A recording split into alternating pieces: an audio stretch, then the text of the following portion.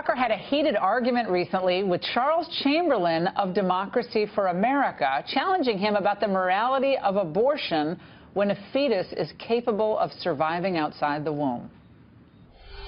There are people who have real concerns, moral concerns about abortion that aren't rooted in their desire to oppress women. These are real questions. And when you spew mindless propaganda about choice and medical procedures and blah, blah, blah, blah, blah, it kind of blurs what is a really important question, like, do you have the right to take a life? Do you see that at all? I think what you're confusing is the question of who has the right to make decisions about their own lives. So you're saying it's okay. But you concede that it's the taking of a life at that stage. If the child can live outside the womb, that's killing. Would you just concede that, or are you going to pretend it's not? Once the baby is outside of a womb, then you have rights. You're an individual. Until that happens, you can't exist without being out of the womb. Tucker recently spoke to former abortion clinic worker Abby Johnson about what really goes on inside the walls of Planned Parenthood. How long did you work at Planned Parenthood? I was there for 8 years. And what did you do while you were there?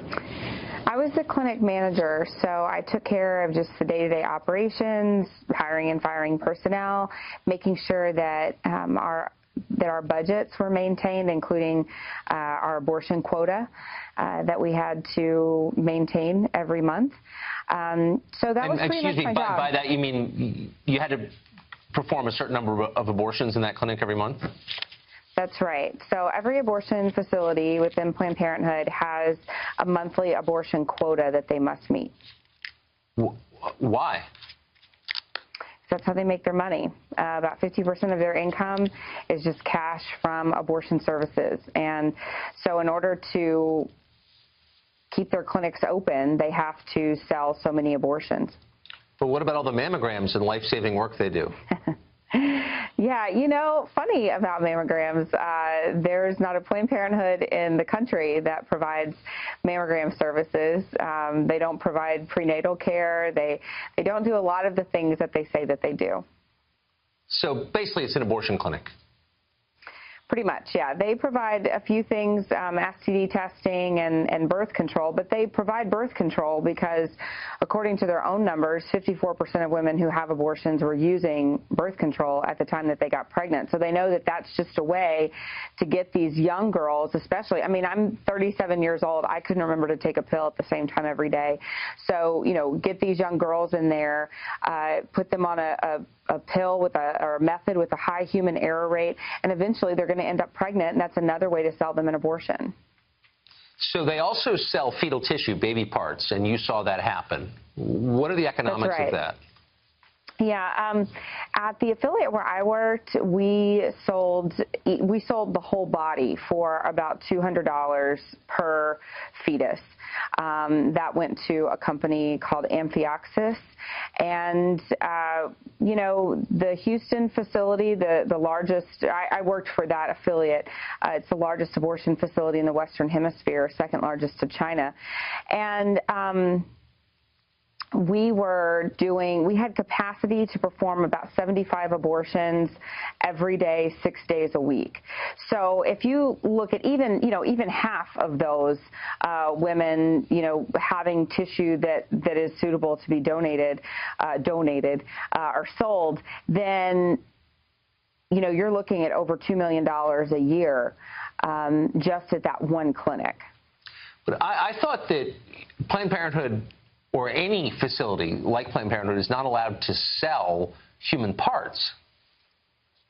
Yeah, it's interesting because the way that they line item everything, it looks like it's a legitimate business transaction. But because the law says that they can charge for things like shipping and handling and you know, things like that. And so if they line item it correctly, then it looks like that you're just paying for handling services or for shipping services. But really, there is no additional handling involved. There is no additional shipping involved. Amphioxus came and picked up the parts from our facility. But if you line item it correctly, then that's how they're skirting around the law. So in your 8 years there, did any of your coworkers ever acknowledge how ghoulish and horrible the whole thing is? Just the whole enterprise that you were in the middle of?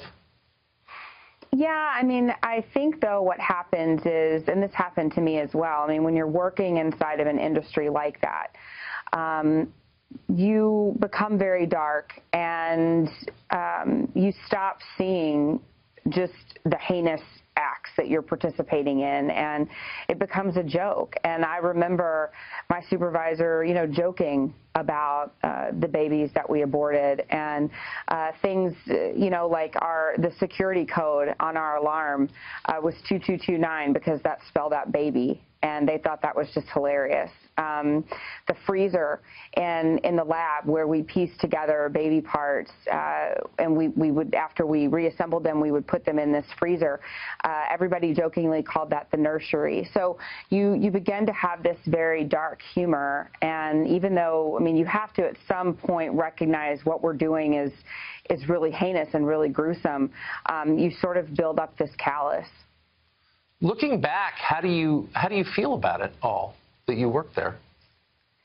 Well, I mean, I'm certainly sorry that I participated in something like that, but I feel like I've really been given an opportunity now to speak out about the experiences I had and turn the evil that I participated in into something good, and so that's what I'm trying to do. Well, we're grateful that you came. I mean, this is a subject cloaked by euphemisms, and it's just nice to know what choice really means. Thanks for telling us, Abby. Thank you so much.